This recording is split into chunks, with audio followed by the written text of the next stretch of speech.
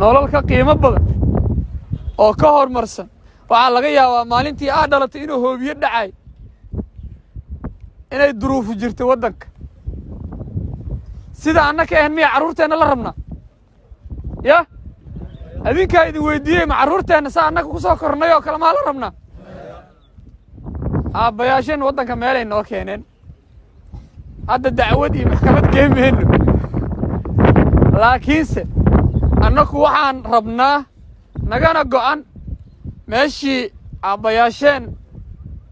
ay waddanka keeneen markaan annaka carruurta ahayn ama aan ku soo kornay meel ka wanaagsan inaan carruurteenna u diyaarino waddan ka wanaagsan ka horumar badan ka nolol fudud waddankeenna waa qani cunugeenna waddamadan hadda oo lagu tiriyo inay qaniga yihiin carruurtooda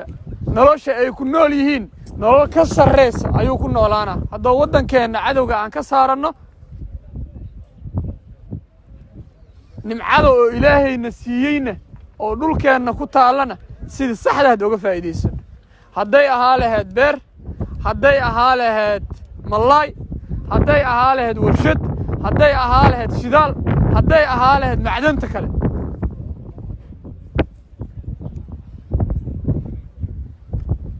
waan hubaa dadka Soomaaliyeed waa dad firfircoon waa dad wax soo saar leh waa dad creative leh hal abuur leh laakiin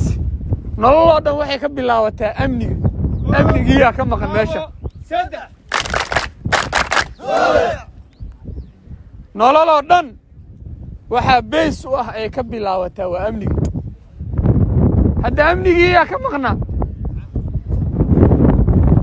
haddana hal abuurnimadeenna iyo kartideenna dadka Soomaaliyeed waa middaas ayadoo amniga ay jirin haddana dadaal iyo isku day iyo horumar wadaan haddii markay amniga heli lahaayeen hadda adduunka tusaale u noqon lahayd amnigiyaa marka ka maqnaa annakaana go'aansannay inteennaan iyo in lamidaho xoogga dalka ayaa go'aansatay in amnigaas waddanka ka maqan la soo celiyo cadowga laga xoreeyo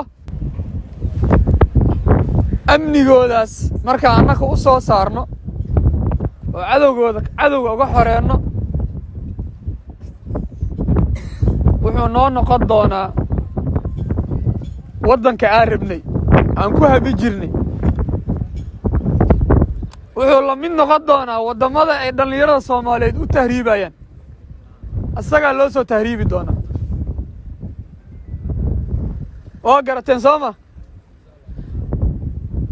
sidaas darteed shaqada aheenna waa cibaado waa shaqo qaran waa middaa u dhaarannay ilaa aan cadowgeena waddankeenna ka xoreeranayna hore u soconaynaa mid waa middaas midda kale waxaan ogahay ciidanku waqti dheer ama ururku waqti dheer ayuu howlgalku soo jiray soo socday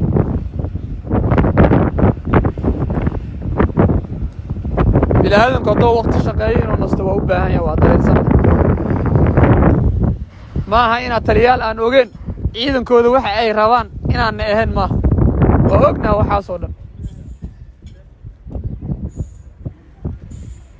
laakiin wax kastaa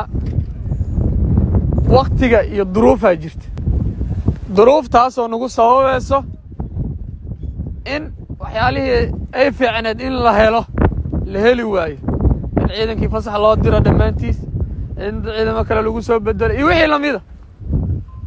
saas hadday noqoto marka haddii duruufu dhacdo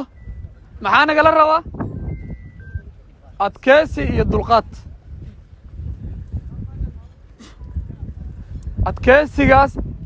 iyo dulqaadkaasna waa midka aad muujiseen waa midka aad dareenteen waa midka halkan ku joogtiin waajibaadkeennii iyo shaqadii aan ku jirnayna aan hore ugu sii soconno taana waa midaan go'aansannay fasaxyaduna waa soconayaan anoo ka faa'iidaysanaa fursaddan maalintii aan ururku samaysmay ama ururku bilaabo shaqada ilaa iyo maalintii oo shaqada bilaabo ilaa iyo maanta intii naga shahiiday waaba shahiiday inuu ilaahay jannadii firdowsa geeyo intii dhaawac ahayd ama intii dhaawacantayna intii reysatana ilaahay raysigooda inuu u sii siyaadiyo intii dhaawac hadda ahna inuu dhaawacoodii u boogdhayo oo ay ugu dambeeyeen wixii shala naga dhaawacmay intii naga dhaawacantan inuu ilaahay dhaawaciisa u boogdhayo si dhaqsiyana oo u reesiyo si guud ahaan wixii shala naga dhaawacmo urur keliya iyadoose ahayn intii naga shahiiday inuu ilaahay jannadii firdowsa geeyo intii ay ka tageenna samri iyo iimaan inuu ilaahay ka siiyo ciidan furin joogaan nahay qofka hadduu furinta joogana ducadiisa waa aqbal ama hal faataxa u wada marno